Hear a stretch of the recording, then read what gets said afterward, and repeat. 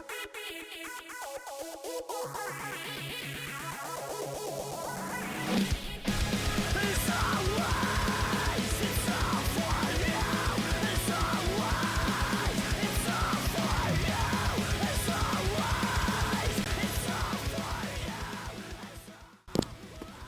going on, everybody?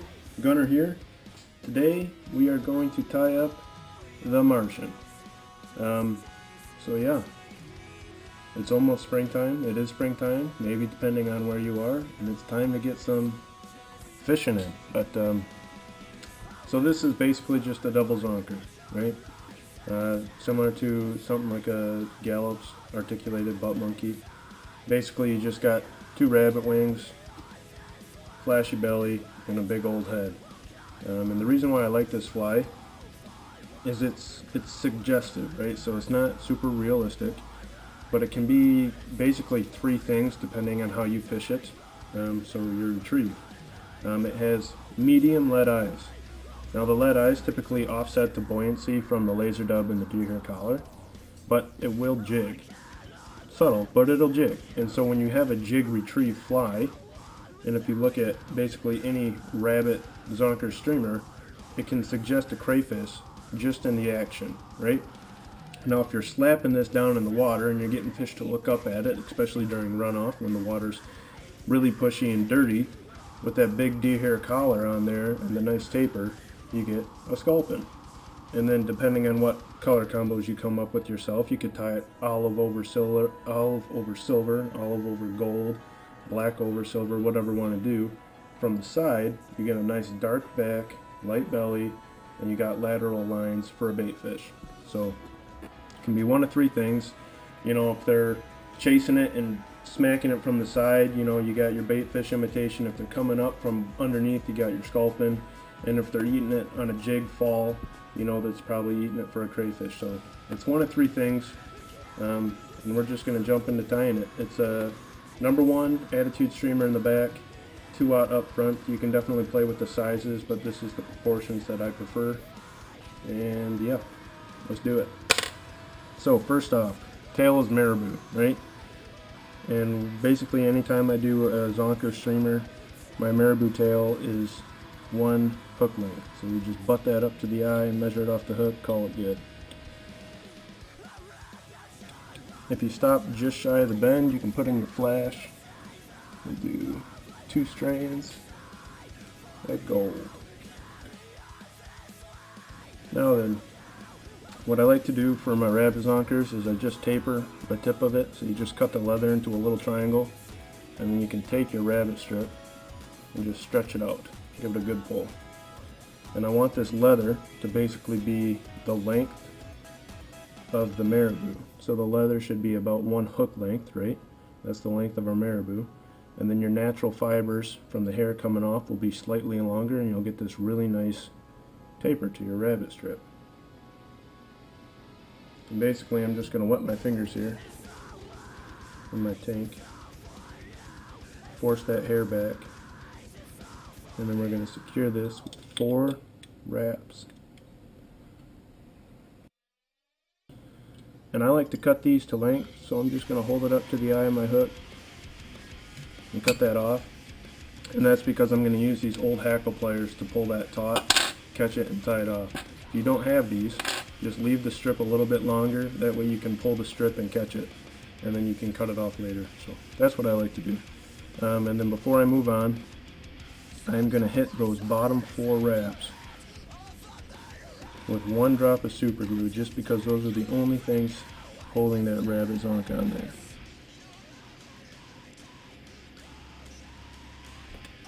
And now the belly of this is UV Polish chenille, and this time I'm using, forget what it is, gold, UV gold.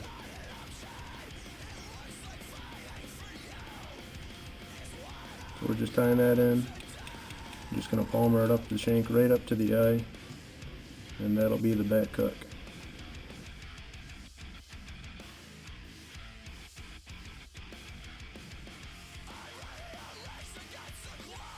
So there you go. You got a nice rabbit winged kind of just zonker pattern for you. We're going to articulate this. And basically the front hook is just, you know, the UV polar chenille, which is going to help cover your connection because of the long fiber, and the rabbit wing is going to cover it up top. And then we're going to palmer a marabou wing. And that marabou wing, because there's nothing really covering the connection joint, it acts as kind of this illusion of a silhouette. Basically, it's very suggestive that there's a continuation of the entire body. Just having that marabou wing come up and underneath, and it adds a lot of modeling up top. You can get different color tones and variations, and it kind of dirties it up.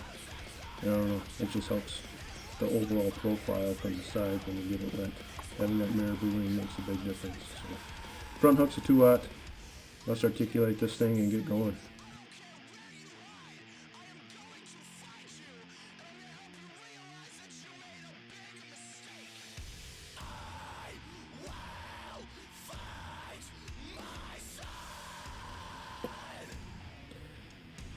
So when you're doing these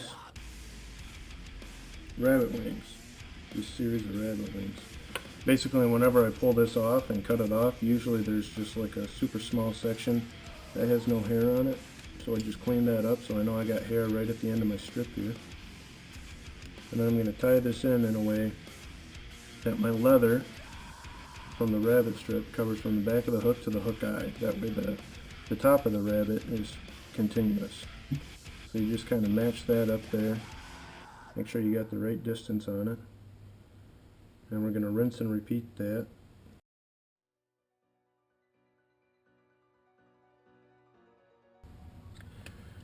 Just one drop under those 4 wraps. And we're going to put that UV polar chenille back on and palmer that forward.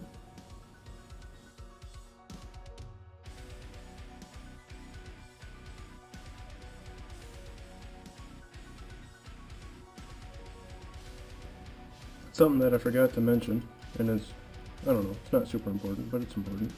The rabbit wing that you put on this is just an 1/8 inch rabbit strip.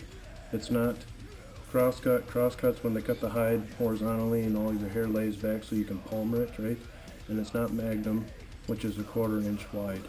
This is just 1/8 inch straight rabbit strip. I find that, I don't know, the magnum is not necessary on this pattern just because this is going to hold its height very well in the water. It's super dense. If you got, basically just look at your rabbit strip. If you got super dense hair, really nice, fluffy, stick with the 1/8 inch. The 1/4 inch is just going to add extra weight that you don't need. But if you got a really sparse section of 1/8 inch, maybe then you could go up to some magnum. But yep, that's it. Just wanted to add that. Now we're going to palmer some marabou right up top here.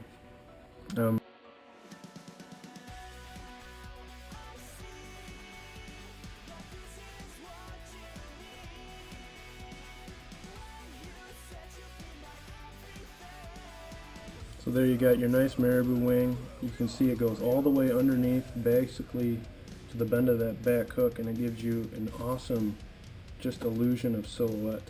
And you can make up some really cool kind of mottled coloring. Like if you did it in all black, you could do this in olive, and you could do an olive throat, and it just allows for some really cool color combos for your crayfish and your sculpin patterns. So I like to add that. It's a really webby, long fibered piece of marabou. That's what you're looking for to do that. I cut off my thread. I was using a power thread there, 140 Vivus power thread, and I'm going to put on my 100 denier Vivus GSP to stack my collar. When you take out the underfur for your deer hair, you want to hold the tips right, and if you spread your fingers, just twist your fingers, it'll open all those butts up, and you can pull out all that underfur a lot easier. Like I was saying on that triple sculpt daddy video, the deer hair up top, one, when you only stack it up top and flare it out to the sides when you shove your thumb into it, it kind of acts as a stabilizing force, right? So the fly doesn't want to twist upside down in the water, but the sideways deer hair acts like kind of wings. It just stabilizes the fly a little bit better. And having all that hair up front gives it this kind of diving action to it, which is super nice. So yeah, I don't know why I felt the need to add that, but I did. take these butts, lay them as close to the hook shank as possible and vertically. Take one nice loose wrap over top and cinch that down. Second one, cinch it down a little bit more. Third one, we're going to compress that. Let go, fingers underneath so it can't rotate. And we're going to pull until it stops compressing. Then I'm just going to take 2 wraps through these butts to super secure that. Come up top and whip finish.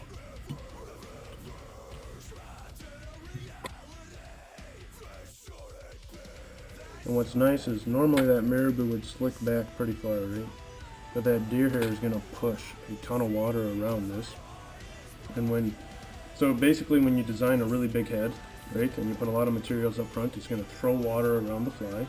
And you get sections of reduced, basically, viscosity. It's like a slipstream, right? And so on the pull, the fly is going to swim. The tail is going to oscillate because you have water pressure going around and then hitting the tail, right? And then when you stop it, you have a viscous head, which is going to stop the fly, and the tail is going to continue to accelerate and it's going to get kicked off to the side.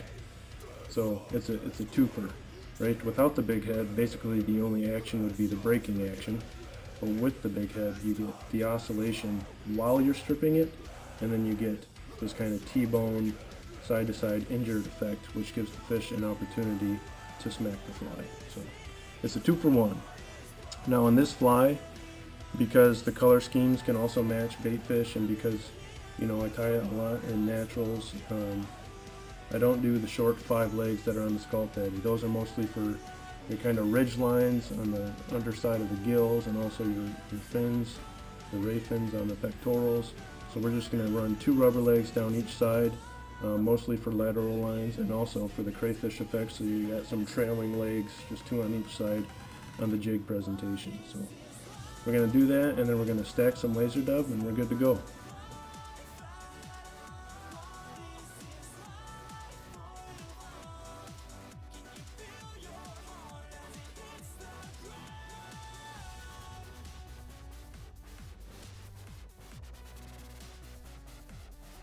Now, just like the Scalp Daddy, basically the bottom of this head is relatively difficult to cut. I like to basically pull up all my fibers and just go from hook eye to hook point. And always support your hand when you're cutting on your vise or on something. Don't ever just do it one-handed, because that's dangerous. You'll make mistakes. But coming up and then kind of flattening that out is basically the easiest way to do it.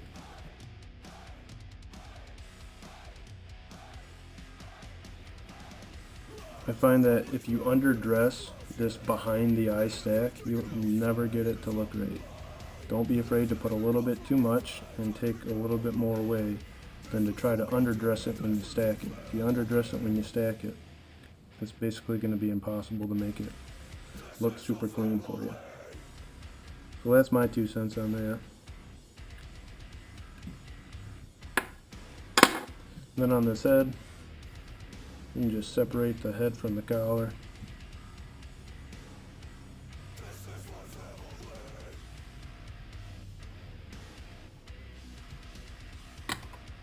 Kind of fluff this one out. Make sure everything looks even. See that you're pulling it from the same area. If it goes a little bit past your deer hair, you can just grab it at the deer hair and break it. Now you don't want to just pull on it, because you'll pull it out from your tying point and loosen that up. You just want to break it off so you don't have anything trailing too far behind. It's okay if a little bit's trailing, but not a lot. And once you're happy with that, basically just hold this up, and with one cut you can come in at the same angle as your collar, right? And just one cut and rough that up into the head. Basically that's all she wrote.